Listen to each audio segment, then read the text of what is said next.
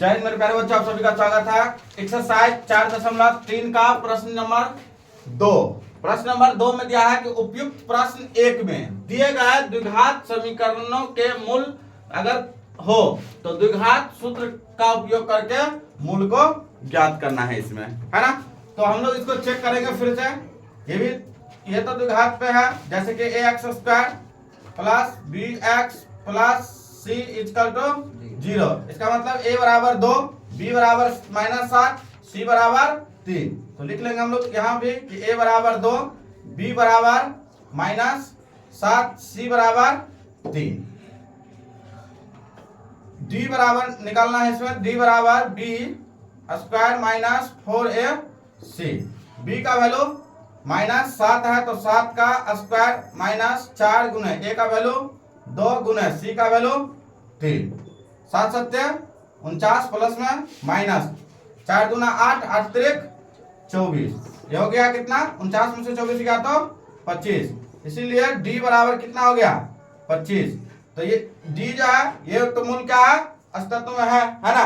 तो जब d जो मूल अस्तित्व में अगर होगा तो हम लोग जो है कह रहा था यहाँ पे कि उपयुक्त प्रश्न 1 में दिए गए द्विघात समीकरणों के मूल जिसका है ना, उसको हम लोग द्विघात सूत्र का उपयोग करके ज्ञात करना है। तो हम लोग जो है आगे इसको ज्ञात करेंगे। तो इसमें निकालना क्या है आपको? इसमें आपको निकालना है कि x निकालना है इसमें, है ना। x जिसको हम लोग मूल कहते हैं ना, मूल हम लोग को निकालना है। तो मूल निकालेंगे कैसे?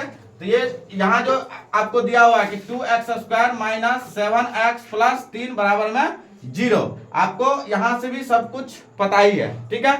हम जो है इसका फॉर्मूला लिखेंगे, है ना। जैसे कि d बराबर हमें पता चल गया 25। जैसे कि x बराबर फॉर्मूला लिखेंगे -b प्लस माइनस √d बट्टे 2 है। ये द्विघात का फॉर्मूला है ना। ये किसका फॉर्मूला है? द्विघात का। द्विघात इस पर बैठा देंगे इसको हम लोग, तो -b। अब बताओ माइनस ये तो फॉर्मूला से रहा, है ना। अब देखो b का वैल्यू भी माइनस में है ना।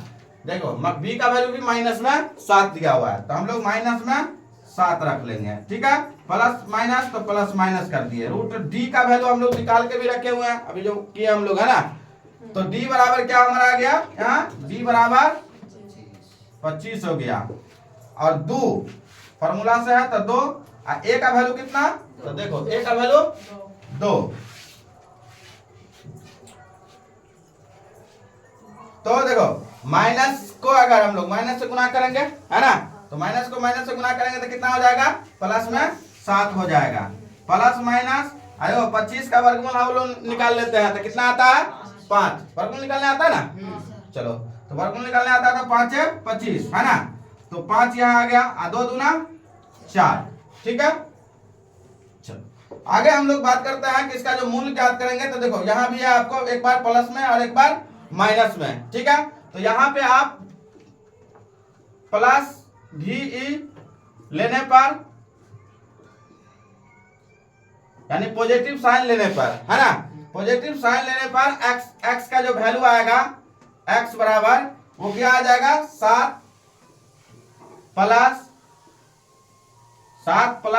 5 बट्टे यहाँ दिया है 4, तो 4 ले लिया।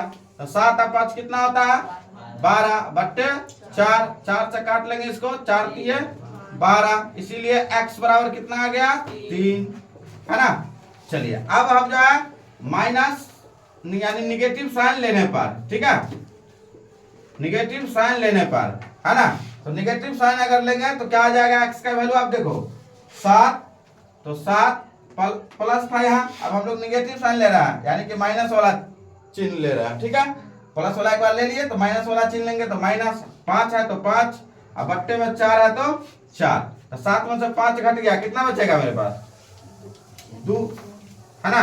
अब बट्टे 4, 2 से इसको काट दिए तो 2 दूना 4, ऊपर में क्या हो गया? 1।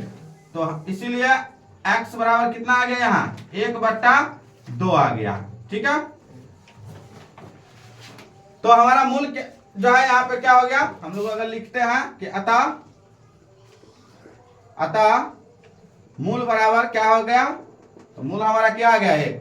x बराबर 3 आ गया और एक जो है 3 और 1/2 आ गया, है ना। ये हमारा जो है द्विघात सूत्र के द्वारा हम लोग जो है इस क्वेश्चन को सॉल्व किए हैं, है ना। ये द्विघात का फॉर्मूला है, फॉर्मूला को आप लोग याद कर लेना, ठीक है।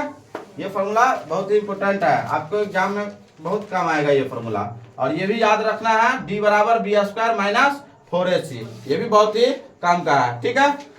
Thank you.